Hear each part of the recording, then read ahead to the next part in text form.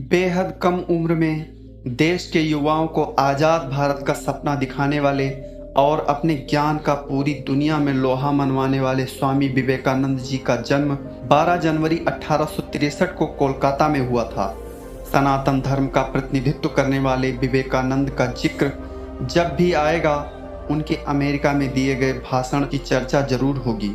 यह एक ऐसा भाषण था जिसने भारत की अतुल्य विरासत और ज्ञान का डंका बजा दिया था। 125 साल पहले स्वामी विवेकानंद ने शिकागो भाषण में क्या कहा था? उठो, जागो और तब तक नहीं रुको जब तक मंजिल प्राप्त न हो जाए। यह जीवन अल्पकालीन है, संसार की विलासिता क्षणिक है, लेकिन जो दूसरों के लिए जीते हैं वे वास्तव में जीते हैं। गुलाम भारत में ये बातें स्वामी विवेकानंद ने अपने प्रवचनों में भी कही थी। उनकी इन बातों पर देश के लाखों युवा फिदा हो गए थे। बाद में तो स्वामी की बातों का अमेरिका तक का कायल हो गया था। 12 जनवरी का दिन स्वामी विवेकानंद के नाम पर समर्पित है और इसे युवा दिवस के रूप में मनाया जाता है। स्वामी विवेकानंद हिंदुस्तान के एक ऐसे सन्यासी रहे हैं जिनके संदेश आज भी लोगों को उनका अनुसरण करने को मजबूर कर देते हैं और उनके अनुयायी देश ही नहीं बल्कि दुनिया के हर कोने में नजर आते हैं।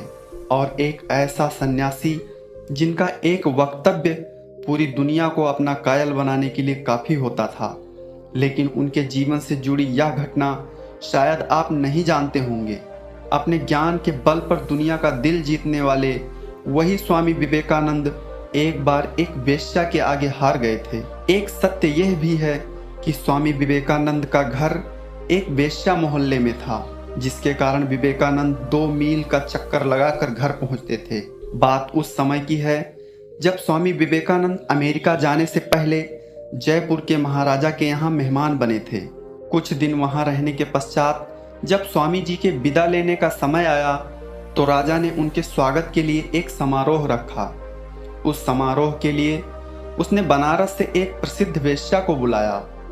जैसे ही वेश्या स्वामी विवेकानंद के कमरे के बाहर पहुंची, उन्होंने अपने आप को कमरे में बंद कर लिया। इतने में वेश्या ने गाना गाना शुरू किया। फिर उसने एक सन्यासी गीत गाया। गीत का अर्थ था, मुझे मालूम है कि मैं तुम्हारे योग्य नहीं, तो भी तुम तो ज़्यादा करुणामय हो सकते थे।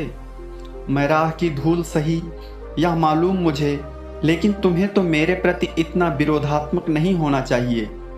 मैं कुछ नहीं हूँ, मैं कुछ नहीं हूँ, मैं अज्ञानी हूँ, एक पापी हूँ, पर तुम तो पवित्र आत्मा हो, तो क्यों मुझसे भयभीत हो तुम?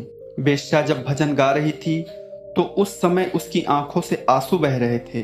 स्वामी विवेकानंद ने अपने कमरे से इस गीत को सुना और उसकी स्थिति का अनुभव किया।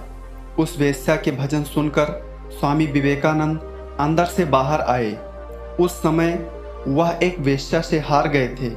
उन्होंने वेश्या के पास जाकर उससे कहा कि अब तक जो उनके मन में डर था वह उनके मन में बसी वासना का डर था, जिसे उन्होंने अपने मन से बाहर निकाल दिया है और इसके लिए प्रेरणा उन्हें उस वेश्या से मिली है।